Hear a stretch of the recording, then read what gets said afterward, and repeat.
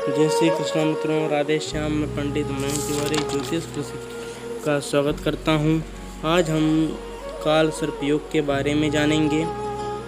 जब राहु और केतु के मध्य में सभी ग्रह आ जाते हैं तो काल सर्प नामक योग बनता है। मित्रों, ये योग 12 प्रकार के होते हैं। 12 भाव से 12 अलग अलग बनते हैं। पहला अनंत नामक काल सर्प योग होता है। जब राहु लग्न में हो और केतु इससे सप्तम में हो तो अनंत नामक काल सर्प योग बनता है। इस योग में जब तक शांत नहीं रहता, झूठ बोलना, षड्यंत्र में फंसकर कोर्ट कचहरी का चक्कर लगाता रहता है। मित्रों, दूसरा होता है कुलिक काल सर्प योग। जब इसमें राहु धन भाव में हो और केतु अष्टम भाव में तो कुलिक नामक काल सर्प योग बनता है।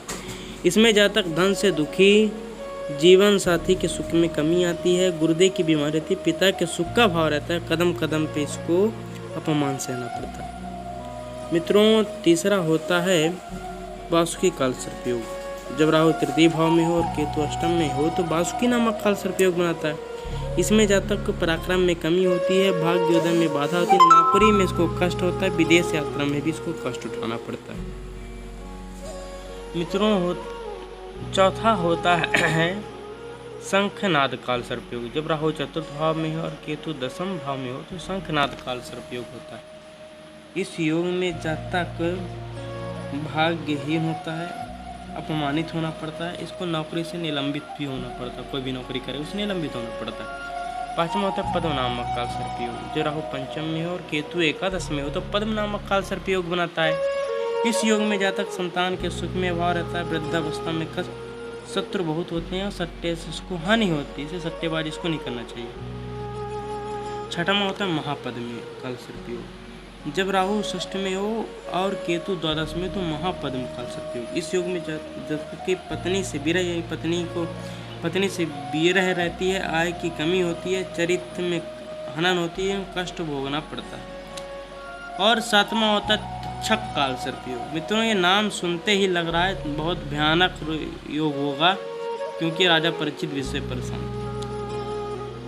इस योग में जातक की पैतृक संपत्ति नष्ट हो जाती है, पत्नी के सुख में कमी होती है, जेल यात्रा भी इसको सहनी पड़ती है तक्षक काल सर्प योग में। आठवां होता है कर्कोटक काल सर्प योग। जब राहु अष्टम में हो और केतु द्वितीय भाव में तो कर्कोटक नामक काल सर्प योग बनता है। इस योग में जातक को भाग्य से लेकर परेशानी होती है, नौकरी की संभावनाएं कम रहती हैं, व्यापार नहीं चलता, पैतृक संपत्ति नहीं मिलती, लेकिन बीमारियों से इसको बहुत सामना करना पड़ता है।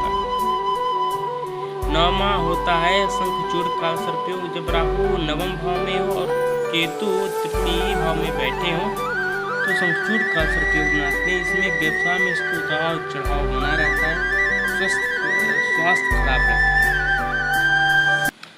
मित्रों, 10वां होता है घातक काल सर्प योग। ये योग राहु के दसम भाव में और केतु के चतुर्थ भाव में बैठ जाने से होता है। इस योग में जातक को संतान के रोग से ये परेशान रहता है, माता पिता का वियोग होता है, किसी भी कार्य को करता है उसमें परेशानियां होती हैं और छोटी छोटी बातों से ये परेशान भी रहता है। 10वां होता है विषावक्त काल सर्प योग।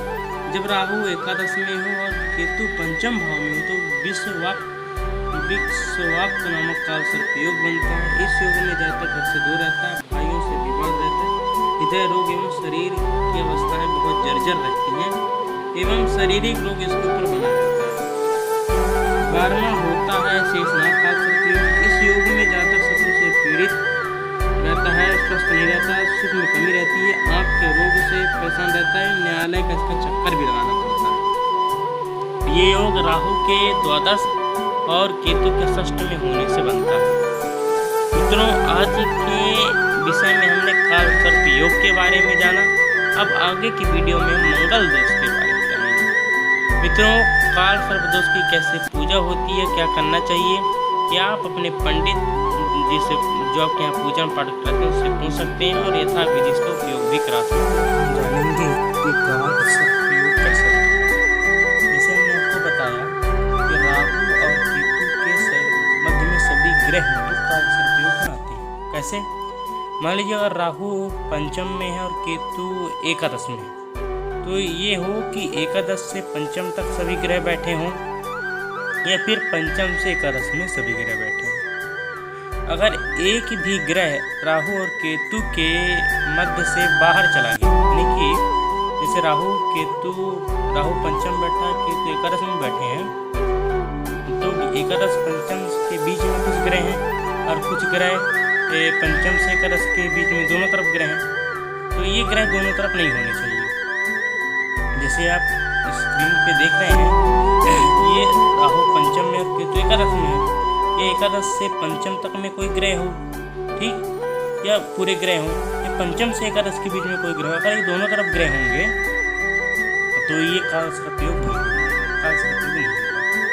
अब अपने मान लीजिए आपकी कुंडली में काल सर्प योग है, तो जिनसे आप कुंडली दिखवा रहे हैं या फिर कोई घर के पंडित हैं, उनसे इस ग्रह की पूजा इत्यादि करवाएं और इसका निवारण अवश्य हो। मित्रों, आज हमने आपको काल सर्प योग के बारे में बताया। आगे की वीडियो में मंगल दोष के बारे में बताएंगे। तब तक के लिए जय श्री कृष्ण, जय श्री राधे।